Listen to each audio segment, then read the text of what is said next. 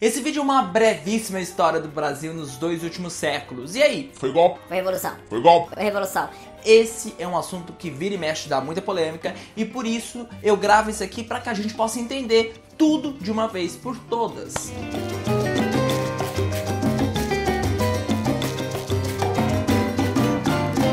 Olá, meu nome é Peterson Dai, eu sou professor, eu gravo os vídeos aqui no YouTube e hoje gostaria de falar dessa brevíssima história brasileira para explicar se foi golpe ou foi revolução. E já adianto que foi praticamente tudo golpe. Mas vamos começar definindo os conceitos como todo bom debate tem que fazer. Bem, golpe é toda tomada de poder ilegítima, isto é, geralmente acontece por pessoas que não estão no poder e não por meios democráticos. Por que eu falo geralmente? Sobretudo por causa do caso de Getúlio Vargas em 1937, a gente vai passar sobre essa história neste vídeo aqui.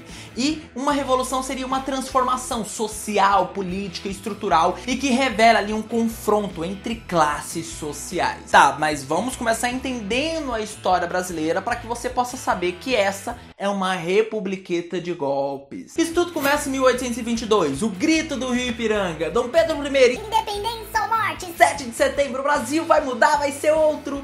E não foi bem assim não. A verdade é que as tradições brasileiras se manteram. O mesmo Dom Pedro I, completamente libertário, era o Dom Pedro I, que 2 anos após, na Constituição, a nossa primeira Constituição, a de 1824, vai então estabelecer um chamado poder moderador. Em suma, o poder moderador tirava a legitimidade do Executivo, Legislativo e Judiciário e, obviamente, tirava toda a lógica dos 3 poderes. Aquele de Montesquieu, tem um videozinho falando sobre isso, na sua obra O Espírito das Leis, você vai ver que a cultura do autoritarismo brasileiro se manteve vigente aqui. Assim, chega Dom Pedro II e agora tudo muda, afinal de contas estamos falando de uma pessoa muito mais estudada, muito mais instruída, mas ele já assume a partir de um golpe, o golpe da maioridade. Afinal de contas ele não poderia assumir porque ele era de menor. E quando acaba o Brasil Império, não é diferente. A abolição da escravatura em 1888 vai trazer também o fim da monarquia no Brasil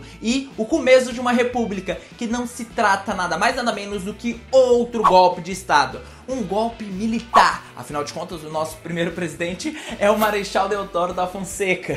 E o seu nome é Marechal não é porque ele se chamava Marechal, é titulação. Ele era militar. Olha que novidade. O Brasil muda pra continuar igual. Afinal de contas, agora a gente tem a elite cafeicultora paulista no poder e eles vão estabelecer a chamada República Velha, ou a República Café com Leite, que você lembra muito bem. Aquele governo onde nós tínhamos a divisão ali de 4 em 4 anos, mudando entre São Paulo, Minas Gerais, São Paulo, Minas Gerais, café e leite, que eram os 2 maiores produtos destes estados. Junto com isso, vinha também o voto cabresco, isto é, a vigilância em quem você ia votar. Não havia, então, democracia. Também o coronelismo, o governo estadual fazendo absurdos e o governo federal não se metendo, e o governo federal com seus absurdos e o governo estadual também não se metendo.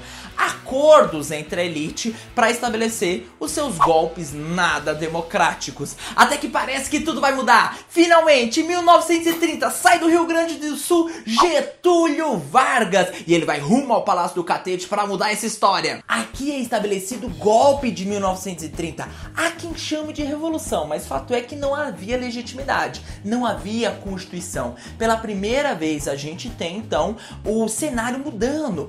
Nem São Paulo, nem Minas Gerais estavam no poder. E isso ia trazer sérios problemas. E é a partir de 1932 que a gente vai ter uma série de confrontos, sobretudo liderados por São Paulo, que queria retomar o poder e então exigiu uma legitimidade para vir a linda Constituição de 1934, com justiça eleitoral, com voto feminino, com direitos trabalhistas, a industrialização do Brasil.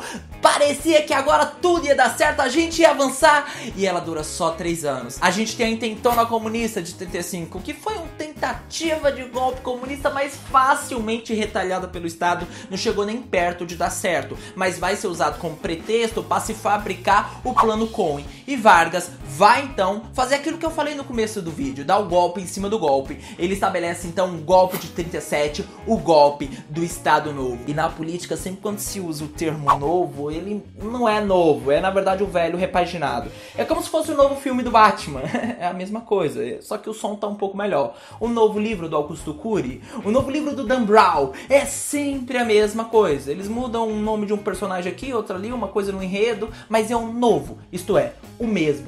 O velho vendido como se fosse coisa nova. O novo na política é isso. E, portanto, o golpe do Estado Novo era nada mais, nada menos do que o velho autoritarismo brasileiro, só que agora com um novo lacinho rosa na cabeça. É como também o Partido Novo, então... E na pior ditadura da nossa história, de 1937, nós vamos ter então, por exemplo, a DIP, o Departamento de Imprensa e Propaganda, censurando geral. Isso vai durar pouco tempo, somente 8 anos. Em 1945, volta da Segunda Guerra Mundial o Exército Brasileiro, especificamente a FEB, a Força Expedicionária Brasileira, que lutou do lado dos aliados, dos Estados Unidos, da democracia. Mas a gente não diz muito não, mas o Brasil poderia ter lutado do lado do eixo. É Dutra que queria muito que isso acontecesse, por simpatia ideológicas do próprio Vargas, que nessa época era claramente um fascista. Era moda na Europa, então Portugal ia ter Salazar, Franco na Espanha, Mussolini na Itália e a gente...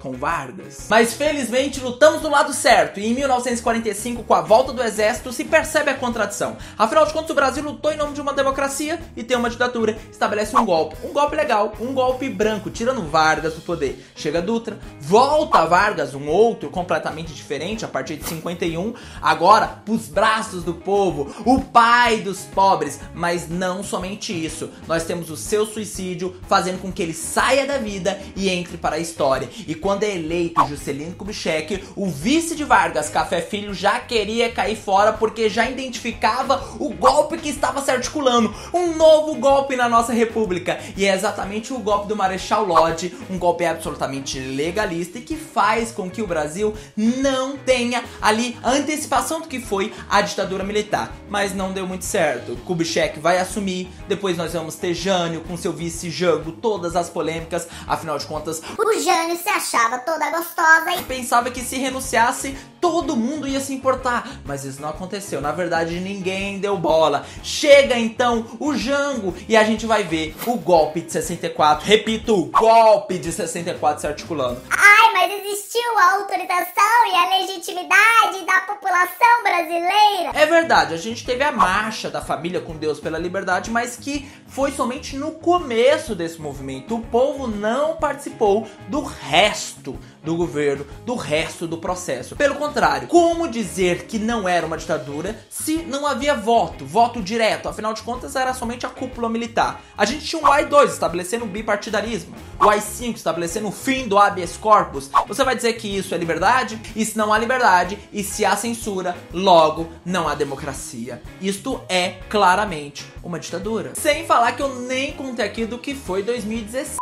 Bem, claramente você já percebe que esta é a história brasileira, passada de maneira muito superficial, muito rasa, mas que revela que a nossa democracia, infelizmente, não é nem um pouco sólida. Nós precisamos pensar um pouco mais sobre essa temática para conseguir entender a nossa história, como chegamos até aqui e, portanto, entender as projeções que podem acontecer no futuro. Eu sei, um chavão popular, mas que faz muito sentido a frase do Burke, que diz que um povo que não conhece o seu passado está fadado, infelizmente, a repeti-lo. Então, que possamos conhecer a história brasileira, que é uma democracia cheia de golpes.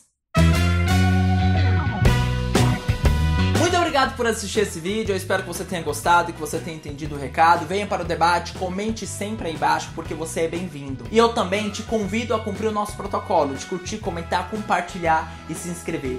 Um grande abraço, até a próxima e que o poder seja dado de maneira legítima e democrática ao povo.